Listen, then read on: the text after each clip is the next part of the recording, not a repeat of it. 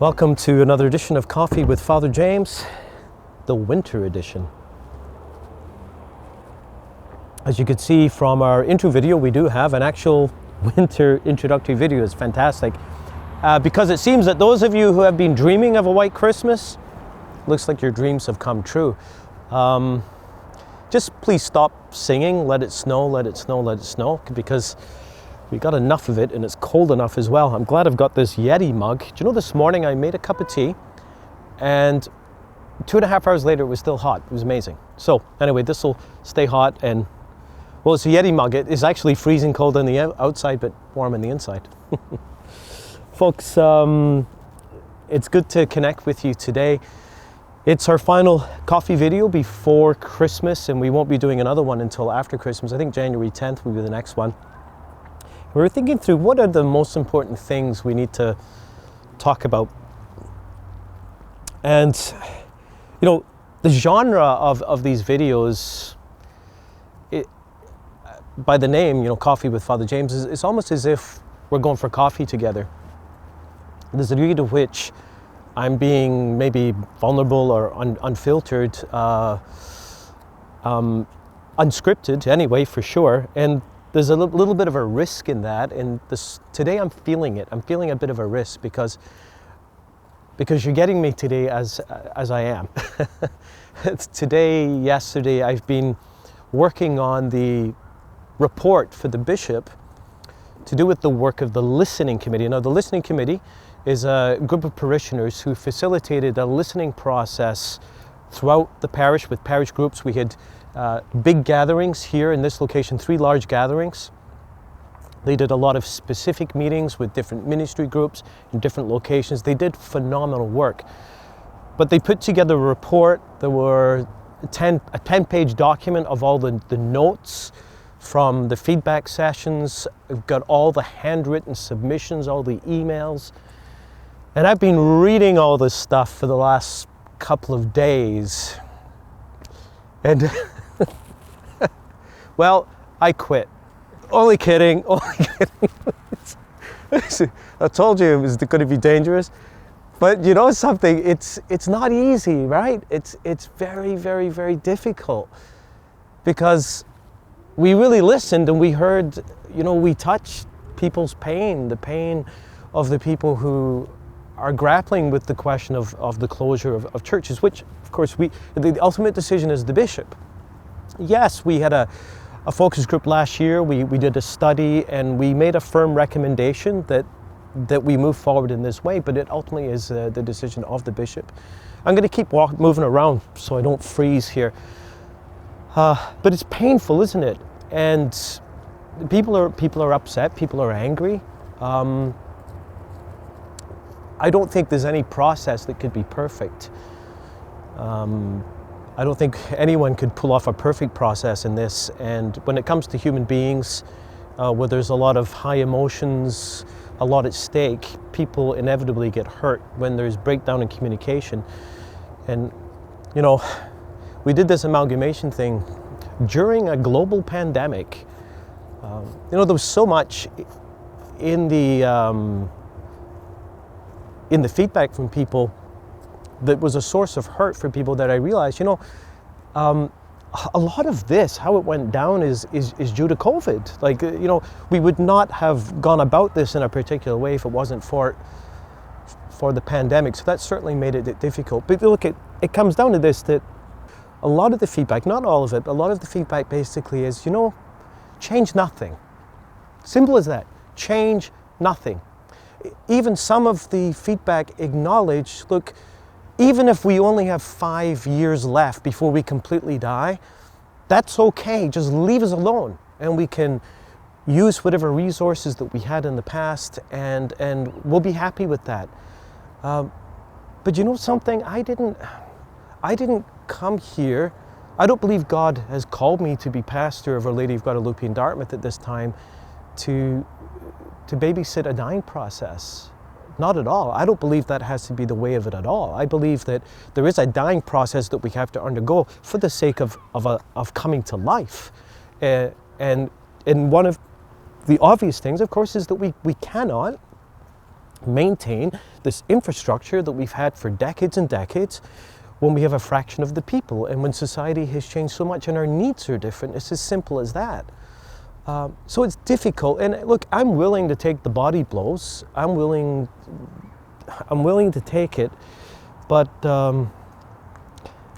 yeah, it's not easy. Look, you're getting me unfiltered here. It's how I'm feeling right now. So all I say is that in the next couple of days, I don't know why we chose to film outside. It's blooming freezing here. Whose idea was that? I think it was my idea. In the next few days, I'm hoping to compile this document with everything that's needed for the bishop and to send it in. And you know, one of the things that we've been accused of, that I've been accused of, there's been a lot of kind of things said, is that there hasn't been transparency. Well, just as we did with the first report, we made it available to whoever wanted to see it. So this report will be available to whoever wants to see it. This report goes to the bishop. The bishop will read through it. He will make his own mind up. He will consult with the council of priests because this really is a diocesan matter, and then will let us know what he thinks, whether he supports this recommendation or not, for the sake of moving forward into the future. So, all that being said, if I can just peel, and I don't know if some of the folks who are angry or upset or watching this, if you are like, yeah, it's what I've said before. It's like, it's okay to be angry, but don't stay angry. Look, I didn't cause this.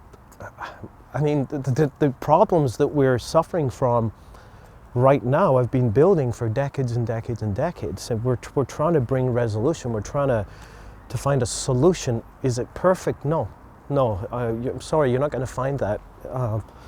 But we're trying to do the best that we can. So please, it's okay to be angry, but don't stay angry. And perhaps in this season of Christmas, it's a good time to look at that. And let's pray for one another. The scriptures are full of calls for believers to actively work for unity and reconciliation, and we really need to do that. We need to be kind to one another, be patient to one another, and let's presume the best. I mean, it's so sad that when there's a lack of trust, that's the problem, isn't there? When there's a lack of trust, we automatically presume the worst of one another.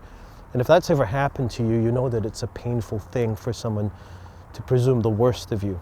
So let's pray for one another, and let's seek to grow in unity because we've got a lot of work to do. And we've got an exciting future, and all the things that I heard that people were grieving, ultimately it comes down to this. They were grieving a sense of community that was all rooted around relationships, friendship, activities that reached out to the community and helped people. Look, folks, we still have a location in the North End. That's part of the vision. We have a North End location.